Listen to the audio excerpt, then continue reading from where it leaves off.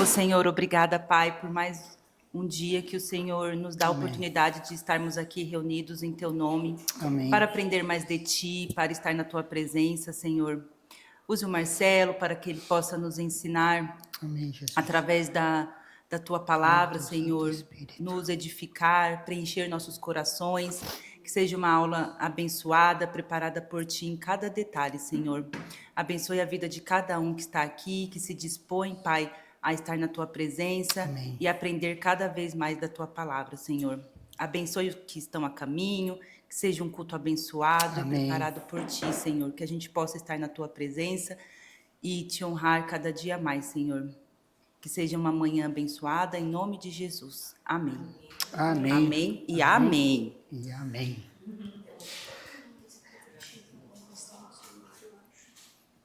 Bom, igreja, bom dia, né? Na aula passada, a gente começou a ver sobre os 4 amigos de Jó, que para a gente trazer para o nosso dia a dia, né, seriam 4 tipos de pregadores, né? E é interessante que a gente viu que um monte de coisa que os homens dizem que é certo, que está certo, Deus vai dizer que está errado porque ele vê o espírito atrás do que foi dito. Então, às vezes eu estou falando uma coisa que é certa, mas no sentido de ofender o meu irmão, minha irmã, porque eu sei que ela não está fazendo aquilo.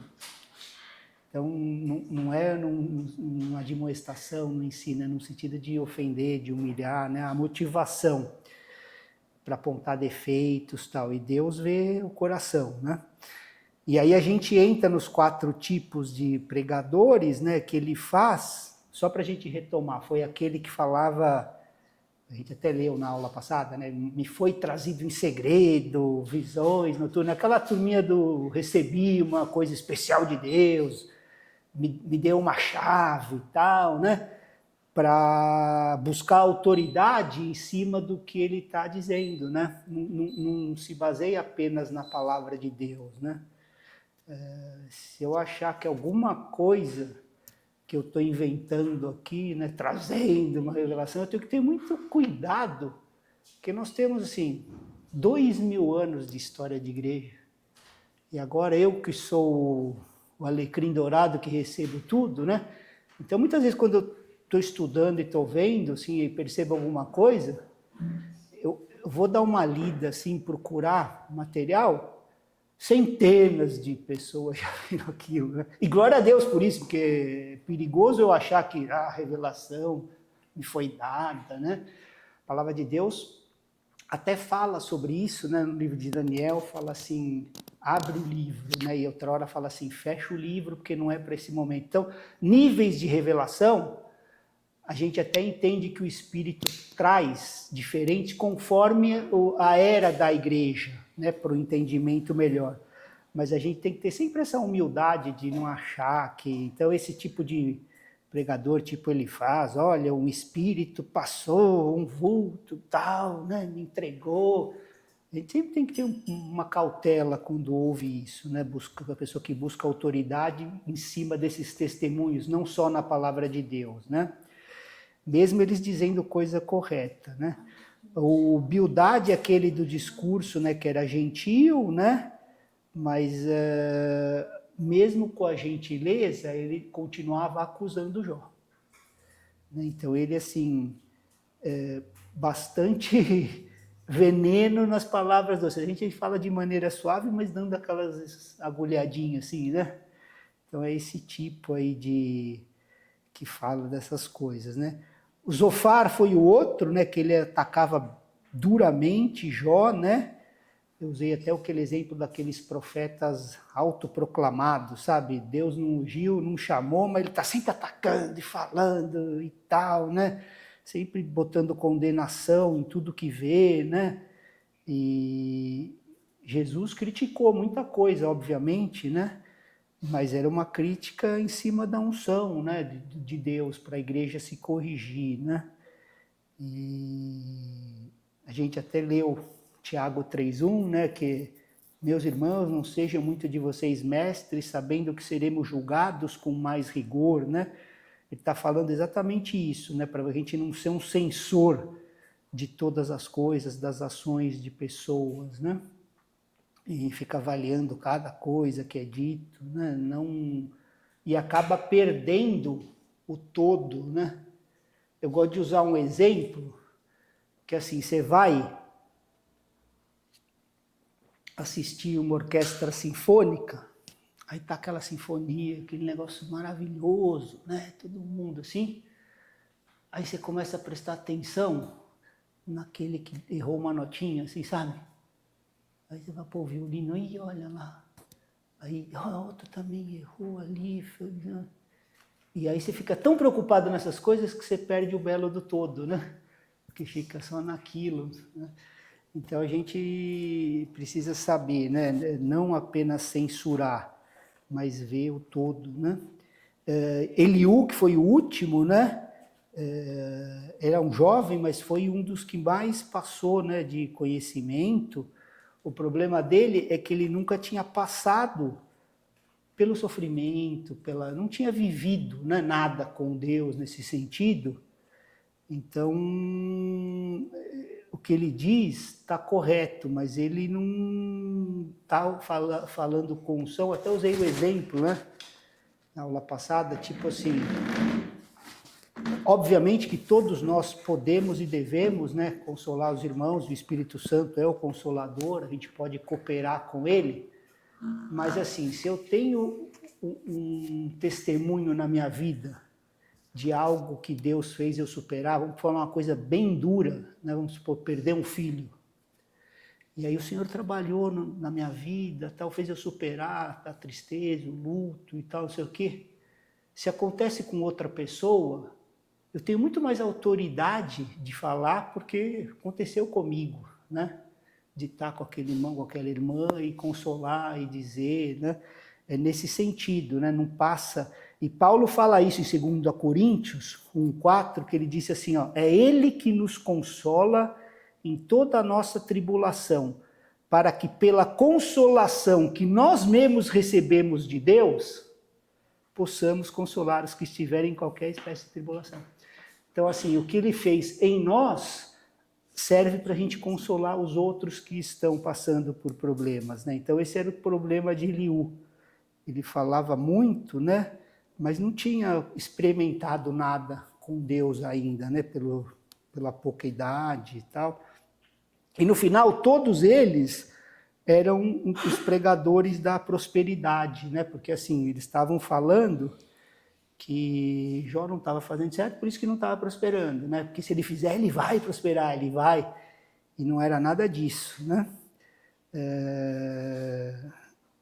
Aí no final, todos estavam errados, né?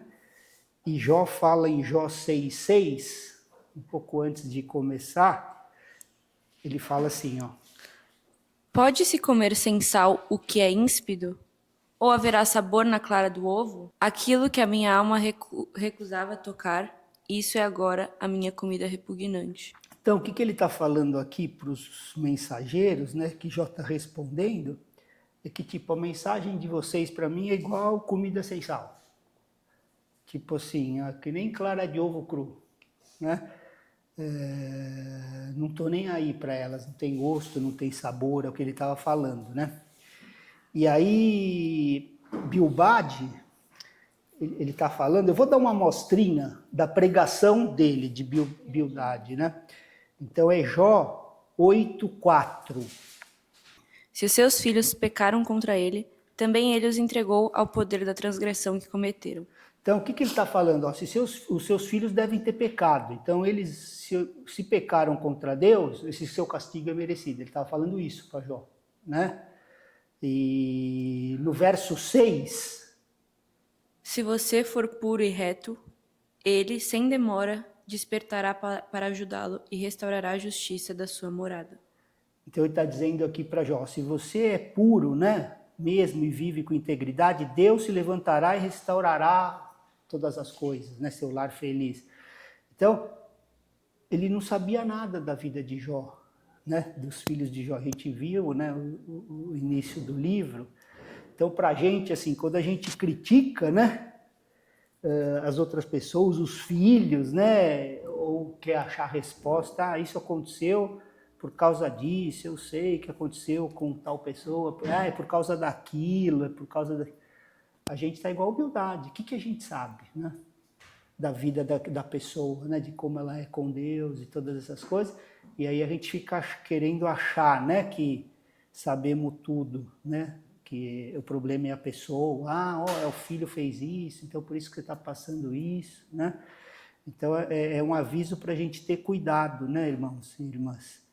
E aí Jó responde a tudo isso no capítulo 9, nos versos 2 e 3. Jó 9, versos 2 e 3. Na verdade, sei que assim é. Porque, como pode o mortal ser justo diante de Deus? Se quiser discutir com ele, nem a uma de 1000 coisas lhe poderá responder. Então, a resposta foi tipo assim, sim, eu sei que tudo isso é verdade, né, no princípio. Você quer que eu seja perfeito diante de Deus? Como uma pessoa pode ser declarada inocente aos olhos de Deus? Quem pode, né? Ele está falando. Se alguém quiser levar Deus ao tribunal, é possível responder ele, mesmo que seja uma vez em 100.000, 1.000.000? Então, todas essas teorias, né, que se está dizendo são certas, né? Mas muitos pregadores pregam teorias que nunca praticaram na vida diária, não vivem, né, o que estão pregando. Então esse era o problema maior aí de Bildade, né? Aí depois entra Zofar, no capítulo 11 de Jó, e ele era assim o mais enfático, né, o mais bravo. Vê o que ele fala em Jó 11:3. A sua conversa tola calará os homens? Ninguém o repreenderá pela sua zombaria? Vai para o verso 11 também, mano, desce um pouco. Pois ele conhece os enganadores. Acaso ele não reconhece a iniquidade logo que a vê? Então, ele está dizendo, né, que ele conhece aqueles que são falsos, né? Deus conhece os que são falsos e Deus toma nota, né, desses pecados. Ele está chamando Jó, o homem mais piedoso da sua geração, né? Desse cara que não tem que ser zombado, né? Que fala só cabeça vazia, só bobagem, né? Olha o que ele diz no verso 12. Mas o tolo só será sábio quando a cria do jumento selvagem nascer homem. Então, ele está falando assim, você não se tornará sábio mais do que um jumento selvagem pode produzir filhos humanos. Ele está falando isso. Ou melhor, você não vai nunca ficar sábio, né? Tá jogando na cara dele assim, ó. Você se tornará sábio quando a cria de uma jumenta selvagem nascer homem. Tipo assim, falou, você não vai ficar sábio nunca, né? Um jumento, assim como um jumento não vai produzir filho humano, você não vai ser sábio, né? Você não vai ser nada melhor do que isso. E essas pessoas que deveriam, em tese, né, com o irmão numa situação dessa, tá representando Deus, né, para aquela pessoa, consolando, confortando, eles estavam só piorando a situação de Jó, né? E tentando, de repente, se vingar ou mostrar que tem alguma coisa errada, né? Estavam com ciúmes de Jó, porque ele era próspero, né? Era o mais próspero da região, rico e tal, e eles estavam com essas conversinhas, né? No capítulo 12, né, Jó responde até com sarcasmo, né? Jó 12:1 e 12:2. Então Jó respondeu: Na verdade, vocês são o povo, e com vocês morrerá a sabedoria. Ao 3 também, Manu. Mas eu também tenho entendimento. Em nada sou inferior a vocês. Então, o que ele está dizendo? Vocês realmente sabem tudo, né? Então, quando vocês morrerem, não vai ter mais sabedoria no mundo. Você sabe tudo, é o que ele está dizendo aqui, né? Aí ele fala assim, eu também sei algumas coisas, e eu acho que vocês não são tão melhor que eu, não. Quem não sabe todas essas coisas que vocês estão falando, né? Falando assim, o que vocês trouxeram de novo para nós, né? Então, Jó não está se incomodando, né, com o que estão dizendo. Por isso que ele vai pontuando, né, para eles os discursos deles, né? E aí ele entra, né, porque a gente dividiu esse livro, né, nessas rodadas de discussão, na segunda rodada, e aí ele começa a dizer no capítulo 15, no versos 2 e 3, Jó 15, 2 e 3. Será que um sábio daria respostas vazias? Será que encheria a si mesmo de vento leste? Argumentaria com palavras que de nada servem e com razões das quais nada se aproveita? Então ele está dizendo assim, ó, você já devia ser um homem sábio e você continua com esse discurso tolo, né?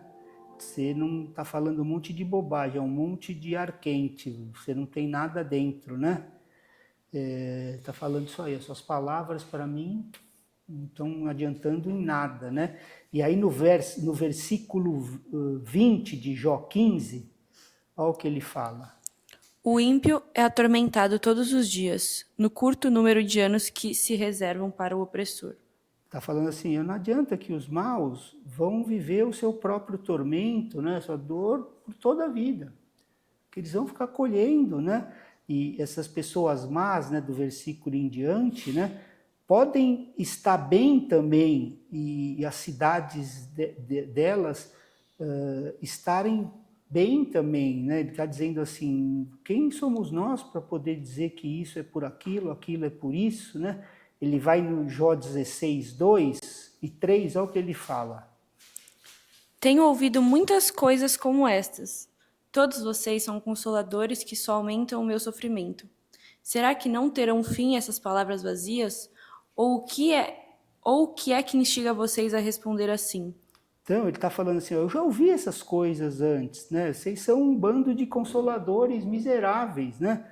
Vocês nunca vão parar esse fluxo de palavra tola que não é a verdade, né?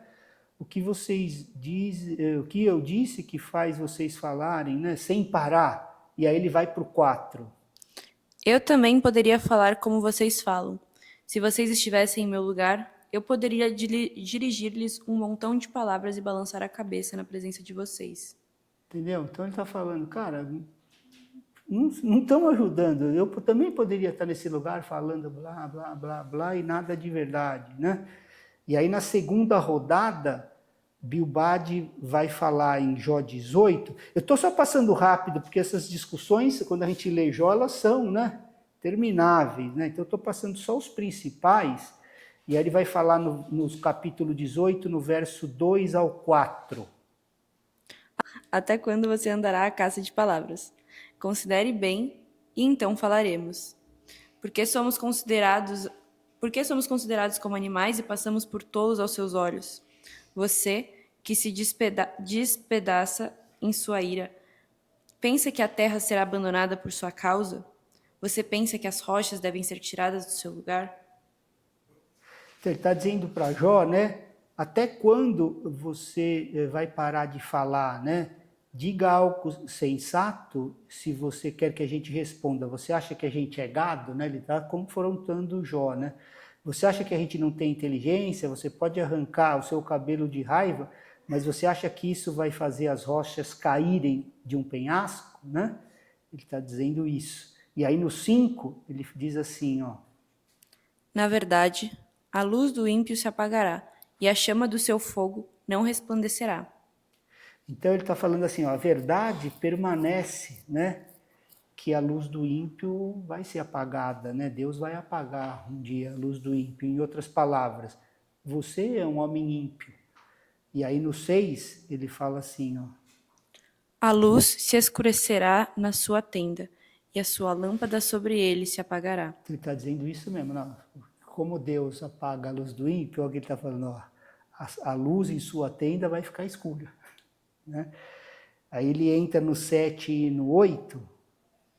Os seus passos vigorosos se estreitarão, e a sua própria trama o derrubará. Porque por seus próprios pés é lançado na rede, e andará sobre as suas malhas. Então, ele está falando que o ímpio, né, caminha para uma rede e cai em um poço que Deus cavou para eles, né? Então, ele está dizendo isso implicando que Jó é ímpio. Ele está mostrando, não, isso está acontecendo com você por causa da sua, né, do que você está fazendo, você é um ímpio.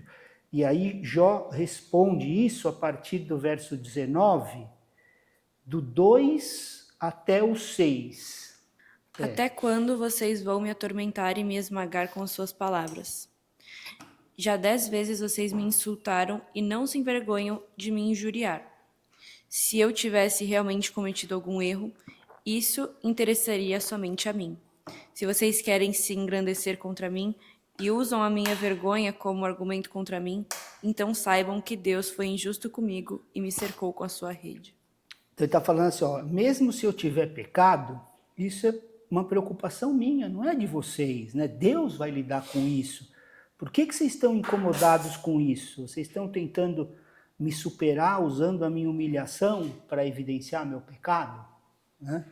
Mas é Deus quem fez isso. Ele sente que Deus está prejudicando ele. Eu clamo por ajuda, mas ninguém ouve. Né? Ele está falando aqui, ele começa a abrir o coração, né, Jó? Aí Zofá, né, que era o mais bravo, vem para a segunda rodada, né, e ele entra no capítulo 20, no versículo 19, o que ele diz? Porque oprimiu e desamparou os pobres, roubou casas que não construiu. Então ele está dizendo assim, que o homem ímpio, né, ele oprime os pobres e deixa eles desamparados. Então ele está falando, Jó, você deve ter feito isso aí, cara. Ó, ele expulsa de suas casas porque não pagaram aluguel, né? Está falando mais ou menos isso, ó. Porque oprimiu e desamparou os pobres, roubou as casas que não construiu, né? Fala, tira os caras de onde ele estão vivendo, né? E aí ele está falando assim, você deve ter feito isso, Jó. E mostrando assim que o homem ímpio nunca vai estar satisfeito, né? Sempre vai querendo mais, né? Oprime e desampara os pobres, né? Rouba as casas que não construiu. E aí no 20, ele diz assim, ó. Por não haver limites à sua cobiça, não chegará a salvar as coisas por ele desejadas. Então, está falando da nossa ganância, né? Ó, sonha com coisas e nada permanece, ó, não chegará a salvar as coisas que deseja, né? Ou assim, o que você está construindo não vai durar, né? Você, no meio da sua abundância, vai ter problema e desastre. Esses daí é os caras que estavam consolando o Jó, esse era o consolo, né? Só acusando, né? E aí Jó responde, né? No capítulo 21, no verso 7. Como é que os ímpios continuam vivos, envelhecem e ainda se tornam mais poderosos? O que ele está falando, né, igreja? Não é verdade que as pessoas ímpias, às vezes, vivem até uma idade bem avançada? Ou toda pessoa ruim morre cedo? Né? Ele está dizendo isso, é claro que é verdade, né? Pessoas ímpias envelhecem, ficam ricos, a gente vê isso ao nosso redor. Olha aí para a situação aí, né, do Brasil, as pessoas já com bastante idade, 80, 90 anos, uma vida de ímpia, né, de corrupção, de roubo, de mentira, e estão lá, né? Então a gente não pode colocar Deus nessa caixinha assim, né? Como os amigos de Jó estão fazendo. Aí vamos ler do 8 ao 9, só para ver. Os seus filhos se estabelecem na sua presença, e os seus descendentes diante dos seus olhos. Calma, 8 e 9? 8, 9 e 10. Tá. As suas casas têm paz e estão livres do medo, e a vara de Deus não os fustiga. Seus touros geram e não falham. As suas novilhas têm cria e não abortam. Em outras palavras, ele está dizendo que os negócios dos ímpios também prosperam. E a gente vê essas coisas, então a gente não pode ter, né, achar que tem a resposta para todas as coisas. Ó, do 11 até o 13. Deixam as suas crianças correr como um rebanho. Os seus filhos saltam de alegria. Cantam com tamborim e harpa e alegram-se ao som da flauta. Passam os seus dias em prosperidade e em paz descem à sepultura. Então ele está dizendo exatamente isso, que a gente vê das pessoas ímpias ao nosso redor. Ó, passa os dias de prosperidade, em paz morrem e tal. E a gente quer achar, né, as coisas. E aí, ó, tudo isso, embora digam a Deus, ó, em Jó 21, 5. 15. Jó 21:15. Desculpa. Quem é o Todo-Poderoso para que o sirvamos? E o que ganhamos se lhe fizermos orações? Então ele está falando assim, ó, vai embora que a gente não quer, não tem utilidade a gente orar a você, a gente não quer você. Quem que é o Todo-Poderoso que a gente tem que obedecer, que nos vai fazer o bem, que bem vai fazer a gente orar? Não, o que ganhamos se a gente fizer oração? Né? E olha o 16 que ele fala. Vejam que não provém deles a sua prosperidade, longe de mim o conselho dos ímpios. Ele está dizendo, né, que eles não são prósperos como recompensa da vida, porque a vida deles é ímpia e eles prosperam.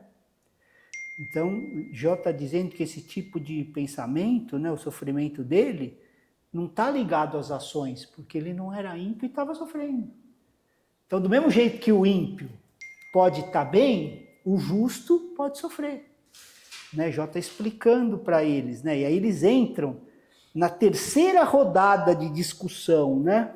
A gente não pode fazer um negócio exaustivo, senão a gente vai ficar 6 meses no livro de Jó, porque é muita coisa. Mas a gente passando assim pelos principais, né? Na terceira rodada, só 2 pessoas vão falar, só Elifaz e Bildade, né? Elifaz fala no capítulo 22, nos versículos 6 e 7, é o que ele está dizendo. Porque sem motivo você exigiu penhores do seu irmão e despojou das roupas os que estavam seminus. Você não deu água ao cansado e ao faminto você se recusou a dar pão. Então ele está falando assim, ó Jó, eu sei o que aconteceu, né? Você deve ter emprestado dinheiro ao seu amigo e manteve a roupa que ele deu como penhor, nunca devolveu, né? Deixou ele na miséria. No verso 7, ó, você deve ter recusado água quando alguém veio pedir, algum sedento veio na sua casa, né? Você recusou dar comida ao faminto, tal. Ele está dizendo essas coisas, né? Que Jó tinha feito. Aí no 8, ele fala assim, ó. A terra pertencia ao homem poderoso e só os privilegiados moravam nela. Então ele está falando, ó, você acha que a terra pertence aos poderosos? E aqueles que são privilegiados têm direito a ela? Porque você é um homem tão influente que você está achando que a terra é sua. Ele está falando do orgulho de Jó, né? Ó o 9. Você despediu as viúvas de mãos vazias e os braços dos órfãos foram quebrados. Então, está falando, ó, você mandou elas embora sem ajudar, né, as viúvas e esmagou, né, com força alguns órfãos, né? Aí no 10... Por isso, você está cercado de laços e repentino pavor toma conta de você. Então ele está dizendo, ó, é por isso que você está cercado dessas armadilhas, por isso que isso está acontecendo com você, né? E no versículo 13 ele fala assim, que Deus não pôde ver o que estou fazendo, como ele pode julgar através da densa escuridão? Então ele está dizendo assim, o que a gente aprende aqui? Para a gente tomar cuidado com os nossos julgamentos, né? A gente achar que a gente tem resposta para todas as coisas, né? A gente vê que acontece alguma coisa com o irmão, assim, alguma calamidade, a gente, é aquilo, tá vendo? Ó, tinha coisa ali, sabe? Sempre querendo achar que... E quem somos nós, né? Perto da soberania de Deus para falar alguma coisa, né? Porque do mesmo jeito que a gente vê o justo, né, passar por sofrimento e aflição, a gente vê o ímpio prosperar e vice-versa. Né? O ímpio também pode passar por tribulação e o justo e reto prosperar, que isso não cabe a nós entender, né? Aí a resposta de Jó, ele começa a falar, né, que por que os piedosos devem esperar tanto por Deus, né? Ele começa a falar que as pessoas más roubam as terras, movem os marcos, né? Tipo, as propriedades, roubam ovelha, pegam jumento dos pobres, dos órfãos, da viúva, tal. Começa a falar no verso 9 que arranca o filho da viúva do peito, né? Dá uns exemplos assim bem duros, né? E vai falando, aí no capítulo 25, no verso 4, né? Ele começa a falar, verso 4 e 5, na verdade. Como pode o mortal ser justo diante de Deus? E como pode ser puro aquele que nasce de mulher? Eis que até a lua não tem brilho, e as estrelas não são puras aos olhos dele. Então, assim, como que pode, né, um mero mortal ficar diante de Deus e vir falar que é justo? Quem de nós pode chegar diante de Deus e falar, eu sou justo? Né, que ele está falando. Quem em toda a terra pode chegar diante de Deus e falar, eu sou puro Deus? Né?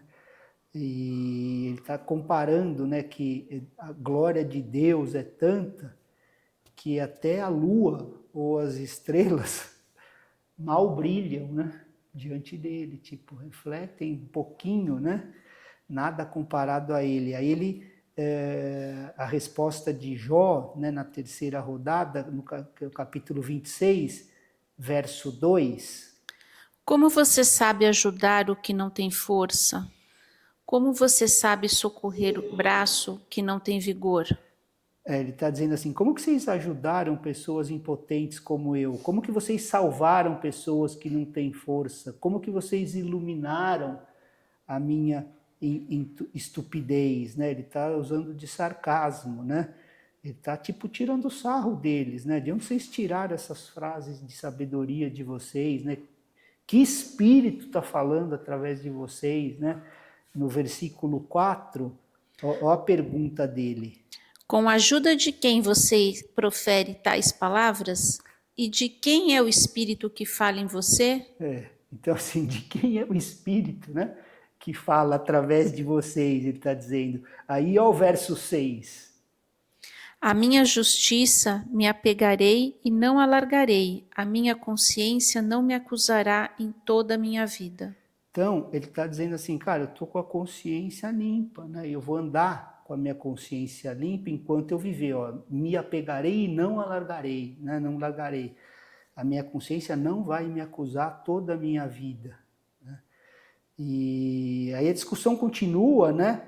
Zofar fala uma terceira vez, né? Ele provavelmente ficou lá aquecendo o que ia falar, né? E começa a partir do verso 31. Ele começa a se justificar, tal, e Jó, embora ele fosse assim, né, um homem reto, íntegro, se desviava do mal, né, como a gente leu, e tivesse luz sobre tantas coisas, né, ele sabia, mas ele ainda não tinha luz sobre uma coisa, o orgulho espiritual, né, o orgulho na piedade dele. Ele era um homem piedoso, mas ele tinha orgulho de ser piedoso. E é por isso que Deus levou através dessa provação para trabalhar na humildade dele em cima da piedade, né? Quando o apóstolo Paulo, que era um homem piedoso, né?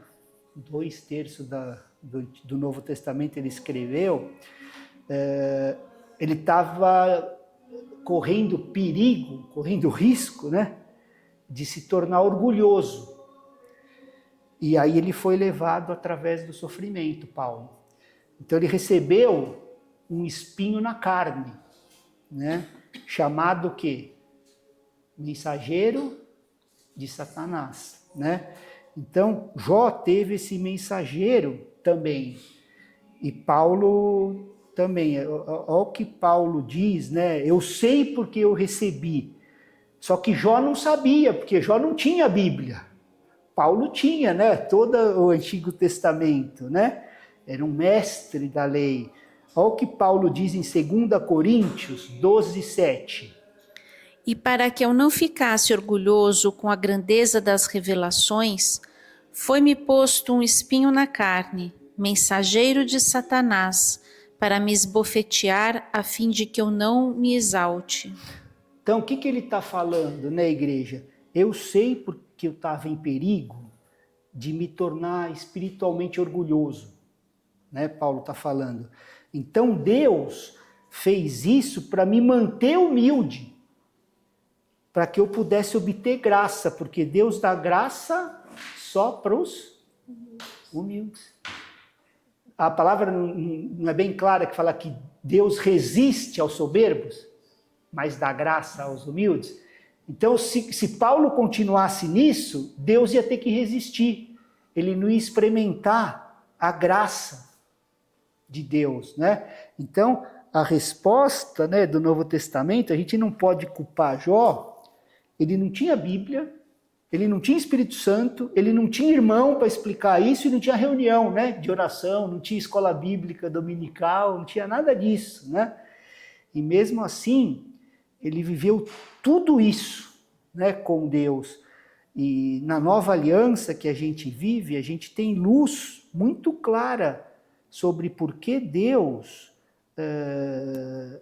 leva as pessoas piedosas através do sofrimento, né? Então a gente precisa ter clareza que muitas vezes, porque assim, um espinho na carne vem de dentro ou de fora? De fora, né? De fora para dentro, né? O espinho. Então, assim, muitas vezes a gente reclama e não entende por que tem um chefe daquele jeito, né? Onde a gente trabalha. Por que tem uma pessoa tão difícil, né? Na nossa família, né? Por que será, a gente vendo, né, as escrituras, não é que para que a gente possa receber graça através da humildade, né? A gente não se orgulhar das coisas, né? Deus colocar um espinho na carne para a gente aprender a andar em humildade e Deus poder derramar graça, porque a Bíblia é bem clara, assim, que dá graça aos humildes e resiste aos orgulhosos, né? Então, às vezes, quando a gente está começando uma raizinha de orgulho, né? Não, porque agora estou na igreja, tal. Aí Deus, não, peraí, né? Deixa eu botar um espinho aqui, que eu não quero que essa minha irmã, que esse meu irmão saia da minha graça.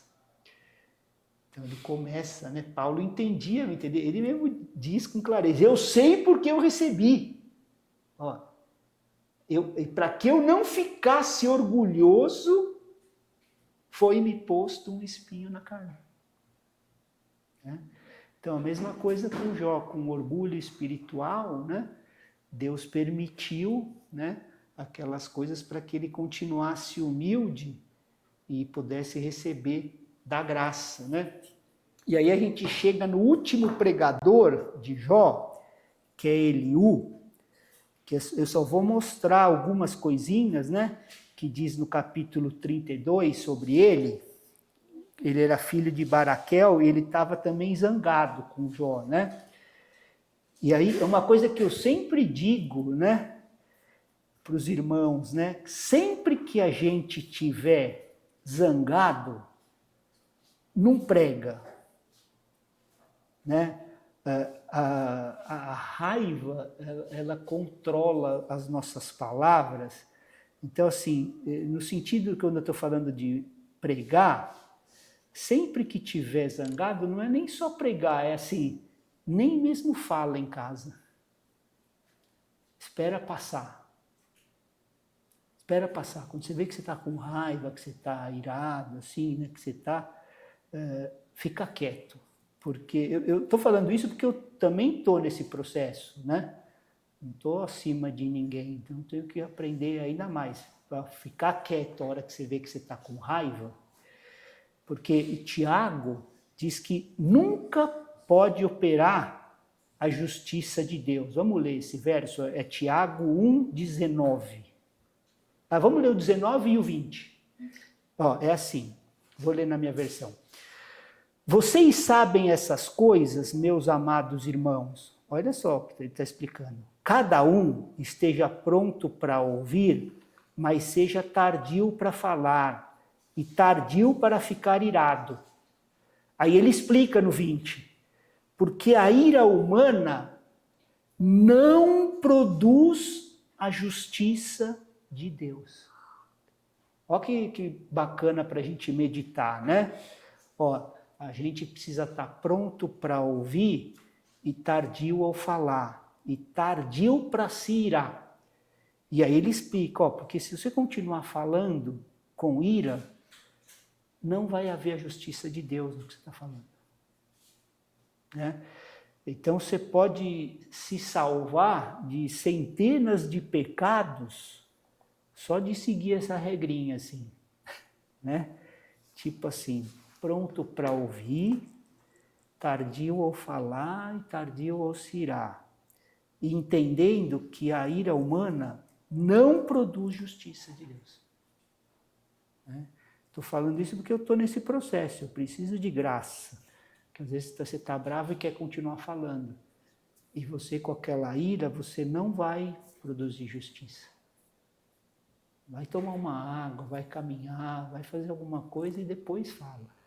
Né? Engole a palavra naquele momento, né? Porque você não vai produzir justiça.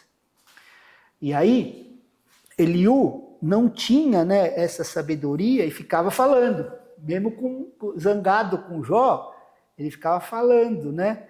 E aí ele disse que Jó estava se recusando a admitir que ele tinha pecado contra Deus. E a gente lê que ele não tinha. Que ele era reto e justo e íntegro, né? E justo e reto e se desviava do mal, né? E aí ele estava dizendo que você pecou, seus filhos pecaram, Deus sabe, né? Que você é hipócrita, aí você está enganando, né? Zofar, né, diz também sobre isso, que nenhuma das pessoas realmente entendeu, Eliú não entendeu, e se Paulo tivesse lá, ele poderia ter explicado, porque ele falou, não, peraí, eu também passei por isso. Veio um espinho na carne para mim, e não era porque eu estava merecendo, era para que eu não me orgulhasse do que Deus estava fazendo através da minha vida, né? Tivesse esse orgulho. Aí Deus permitiu esse espinho para me manter humilde. E aí a graça dele fluísse na minha vida, né? Então hoje para nós é fácil explicar, né? Porque nós temos a Bíblia toda, mas Eliú não tinha, né? Nem a Bíblia, nem a experiência com Deus, né? Ele era um jovenzinho. E muitos pregadores hoje também não têm a experiência, né? Então, assim, o que eles estão dizendo pode até estar certo, né?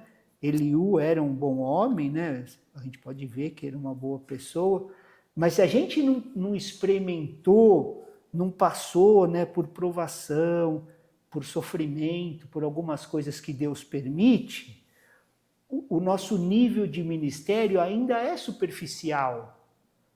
Então, nós estamos dizendo a coisa correta, obviamente, mas a gente não tem autoridade naquela área, porque a gente ainda não experimentou. Né? Como que eu vou ter uma experiência de compartilhar o perdão se na minha vida eu não consigo perdoar aquele que me ofendeu? Eu tenho mágoa das pessoas, dos familiares, de todos aqueles, né? E aí eu quero falar para os outros de perdão. Porque não é fácil perdoar aqueles que nos traiu, que nos feriu. É fácil? Claro que não. Aí eu quero ficar falando de perdão e na minha vida eu não consigo perdoar. Então eu não tenho a vivência, a autoridade, né, nessa provação.